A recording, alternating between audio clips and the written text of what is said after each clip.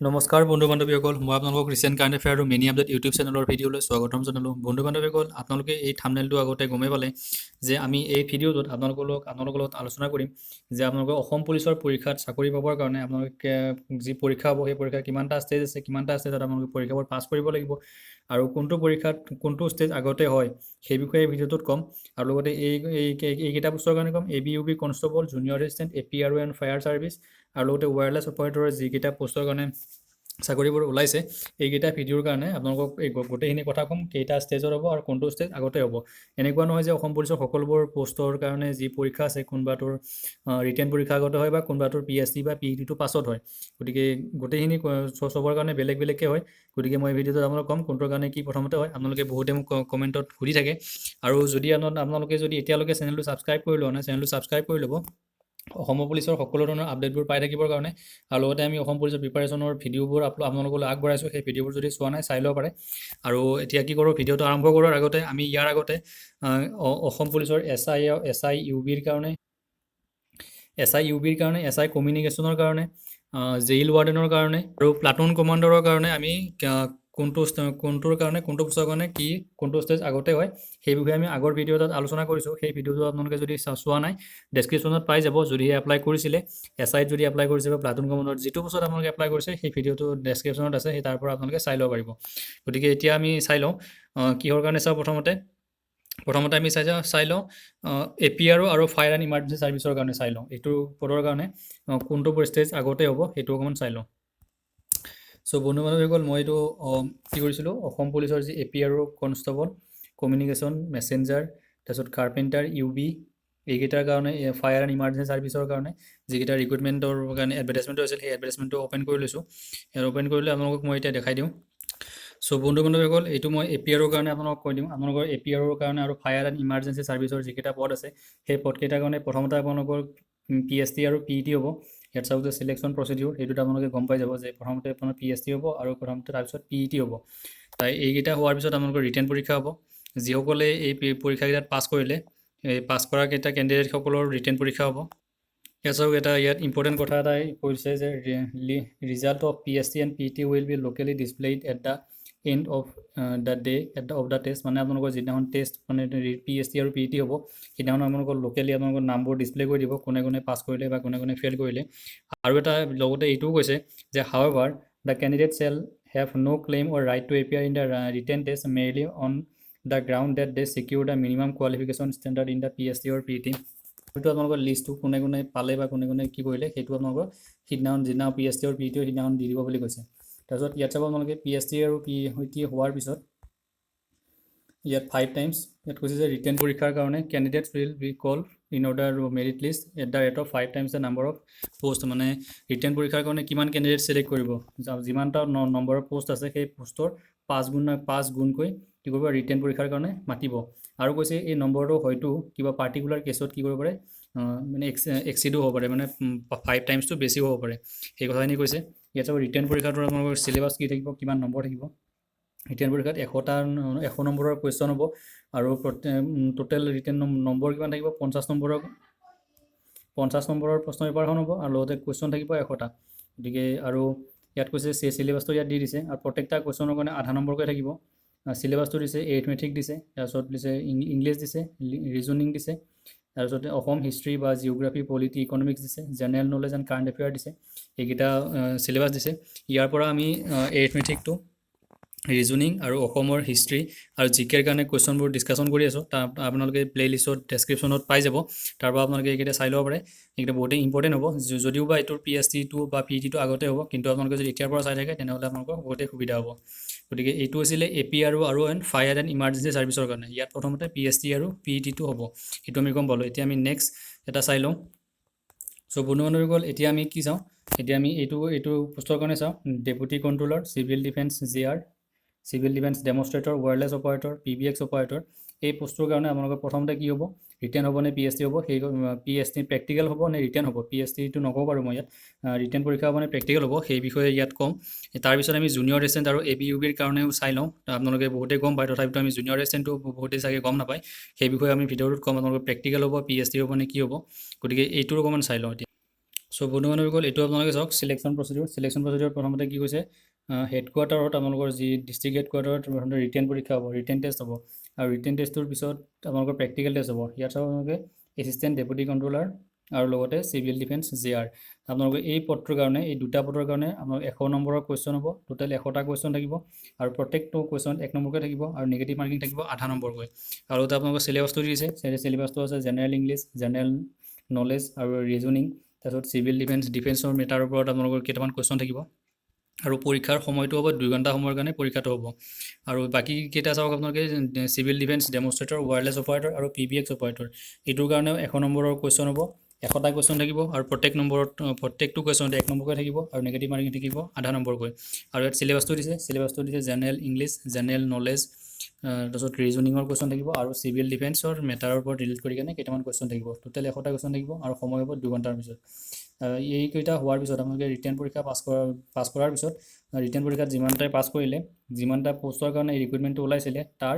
5 গুণৰ কি কৰিব আপোনালোকৰ প্ৰেক্টিকেল টেষ্টৰ কাৰণে মাতিব ইয়াত চাওক আপোনালোকে ইয়াত দিছে যে প্ৰেক্টিকেল টেষ্টটো 50 নম্বৰ হ'ব আৰু ইয়াত কৈছে যে 5 times the total number of post in the each category will be call for practical test গতিকে এইটো আপোনালোকে গম পালে এইকেইটা আছিল ডেপুটি কণ্ট্ৰলাৰ চিভিল ডিফেন্সৰ তাৰপিছত demonstrator wireless operator PBX operator এতিয়া আমি জুনিয়ৰ এছিষ্টেণ্টৰ পদৰ কাৰণে আপোনালোকৰ প্ৰথমতে কি হ'ব ৰিটেন হ'ব নে প্ৰেক্টিকেল হ'ব সেইটো অকণমান চাই লওঁ চ' বন্ধুবান্ধৱীসকল এইকেইটা পদৰ কাৰণে জুনিয়ৰ এছিষ্টেণ্টৰ পদৰ কাৰণে মই এতিয়া এডভাৰটাইজমেণ্টটো উলিয়াই লৈছোঁ এই জুনিয়ৰ এছিষ্টেণ্টৰ পদৰ কাৰণে আপোনালোকৰ যি এপ্লিকেশ্যন ডেটটো 4 তাৰিখৰ পৰা আছিলে যদিও যিহেতু লকডাউনটো ইনক্ৰিজ কৰাৰ কাৰণে এই পদকেইটাৰ কাৰণে এতিয়া আপোনালোকে চাগে বহুতেই এপ্লাই কৰিব পৰা নাই বহুতেই মানে মেক্সিমামে এপ্লাই কৰিব পৰা নাই একদিন অলপ সময়ৰ কাৰণে 2 ঘণ্টা 3 ঘণ্টাৰ কাৰণে এপ্লিকেশ্যনটো অ'পন কৰিব দিছিলে ইয়াৰ এপ্লিকেশ্যনটো আপোনালোকক পিছত আকৌ ন'টিচ দি কাৰণে কৰি দিব গতিকে পিছত আপোনালোকে এপ্লিকেশ্যনটো কৰিব পাৰিব এতিয়া এই পদকেইটাৰ কাৰণে চাই লওঁ জুনিয়ৰ এছিষ্টেণ্ট আৰু ষ্টেন'গ্ৰাফাৰ পদৰ কাৰণে আপোনালোকৰ পৰীক্ষাটো কেনেকুৱা ধৰণে হ'ব চ' ইয়াত চাওক আপোনালোকে প্ৰথমতে চিলেকশ্যন প্ৰচিডিউৰটো আপোনালোকে কি হ'ব ৰিটেন পৰীক্ষা হ'ব ৰিটেন পৰীক্ষাটো হেডকোৱাৰ্টাৰত হ'ব ৰেঞ্জেছ বা আদাৰ কনভেনিয়েণ্ট ভেনিউত মানে অন্য কোনোবা জেগাত আপোনালোকৰ মানে স্কুল বা কলেজত প্ৰথমতে ৰিটেন পৰীক্ষাটো হ'ব ৰিটেন পৰীক্ষাটোৰ নম্বৰবোৰ কেনেকৈ থাকিব আপোনালোকৰ চিলেকশ্যন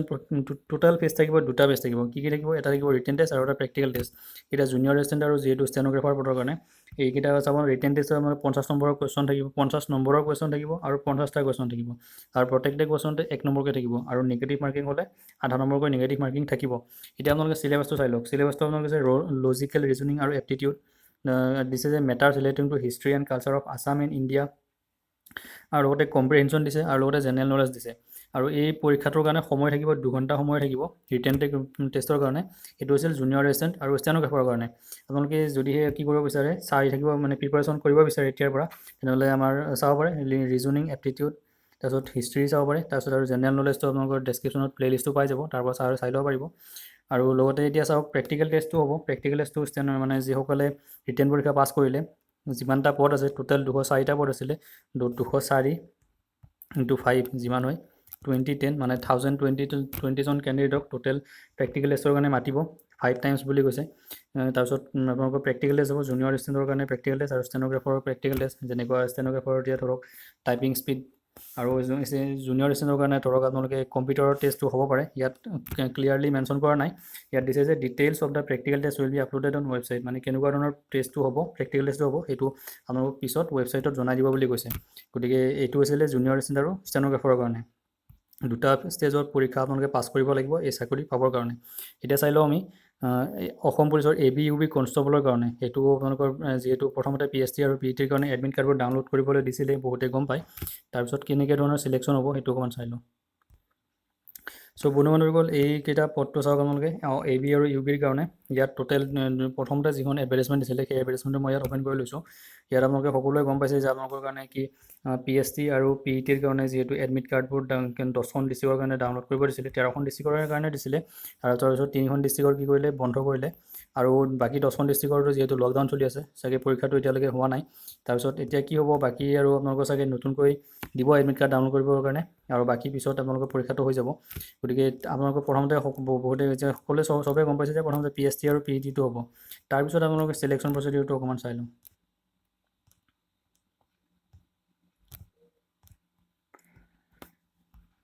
ইয়াত চাব চিলেকশ্যন প্ৰচিডিউৰ